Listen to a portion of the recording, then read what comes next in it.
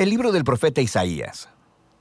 Isaías vivió en Jerusalén durante la segunda mitad del periodo del reino de Israel, y él habló a nombre de Dios a los líderes de Jerusalén y Judá. Primero que nada, él habló un mensaje sobre el juicio de Dios.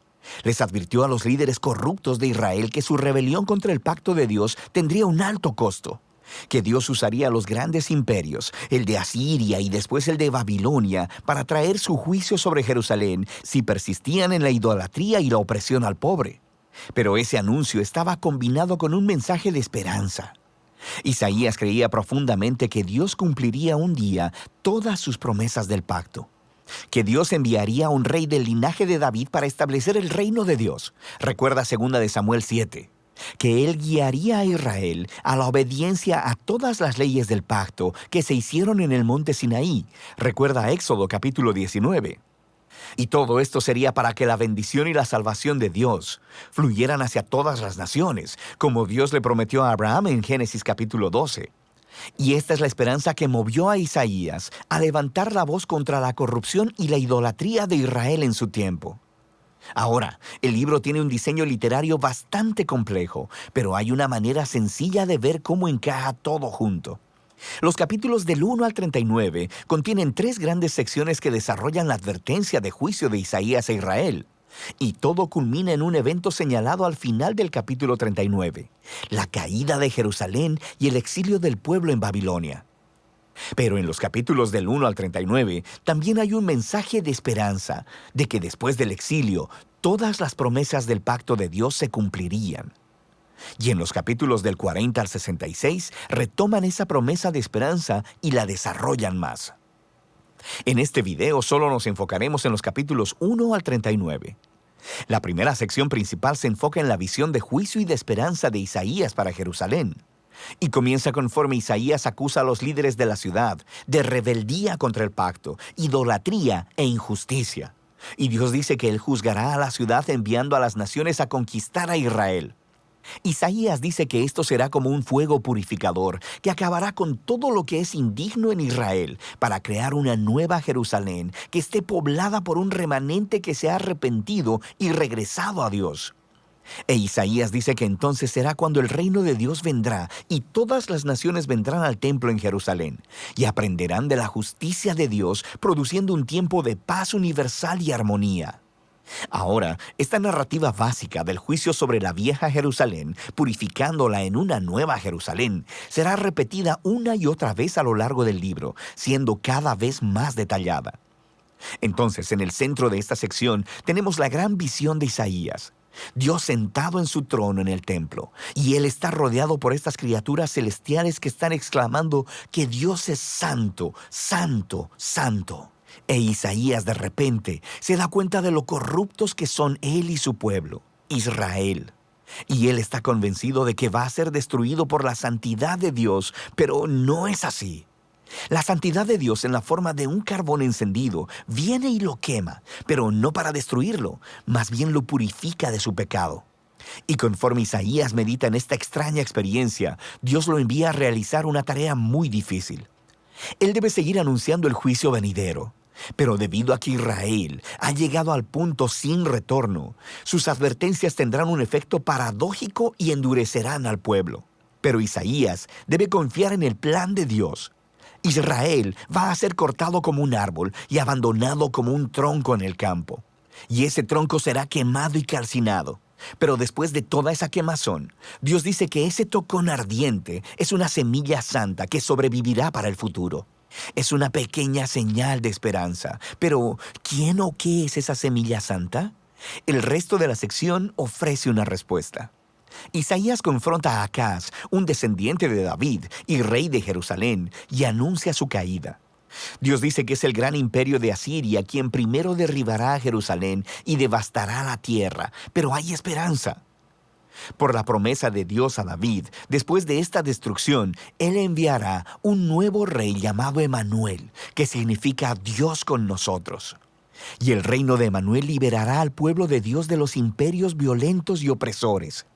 E Isaías describe a este rey venidero como un retoño nuevo que surgirá del viejo tronco de la familia de David. Y este rey es la semilla santa del capítulo 6. Y el rey será empoderado por el Espíritu de Dios para gobernar sobre una nueva Jerusalén y traer justicia para los pobres. Y todas las naciones buscarán la guía de este rey mesiánico. Su reino transformará toda la creación trayendo paz. Ahora, terminamos los capítulos del 1 al 12 con un entendimiento bastante bueno del mensaje de juicio y de esperanza de Isaías. Pero, ¿cuándo sucederá todo esto? Isaías vio otro imperio levantándose después de Asiria, y este es Babilonia, quien también atacaría a Jerusalén, y de hecho tendría éxito en destruirla. Y eso nos lleva a las siguientes secciones del libro. Primero tenemos una gran colección de poemas que exploran el juicio de Dios y la esperanza para las naciones. Se nos enseña primero que nada sobre la caída de Babilonia y de los vecinos de Israel. Isaías podía ver que el poder mundial de Asiria sería un día reemplazado por el imperio de Babilonia, una nación todavía más destructiva y arrogante. Y los reyes de Babilonia decían que eran más grandes que todos los otros dioses, así que Dios promete hacer caer a Babilonia. Y no solo Babilonia, Isaías nombra a los vecinos de Israel, acusándolos a todos de la misma clase de orgullo e injusticia, y predice su ruina eventual. Pero recuerda, para Isaías, el juicio de Dios nunca es la última palabra, ni para Israel ni para las naciones. Y eso nos lleva a la siguiente sección, que es una serie de poemas que cuentan la historia de dos ciudades. Está la ciudad enaltecida, que se ha exaltado a sí misma por encima de Dios y se ha vuelto corrupta e injusta. La ciudad es un arquetipo de la humanidad rebelde, y se describe con un lenguaje que se toma prestado de las descripciones anteriores de Isaías de Jerusalén, Asiria y Babilonia, puestas todas juntas.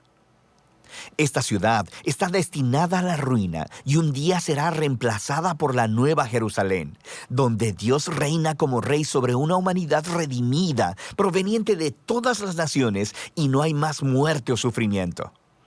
Estos capítulos son el clímax de esa sección y muestran cómo el mensaje de Isaías apunta mucho más allá de su tiempo.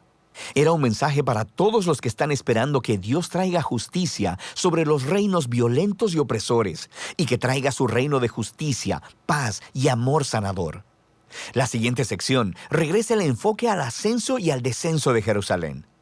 Y primero encontramos un conjunto de poemas donde Isaías acusa a los líderes de Jerusalén de volverse a Egipto para obtener protección militar contra Asiria.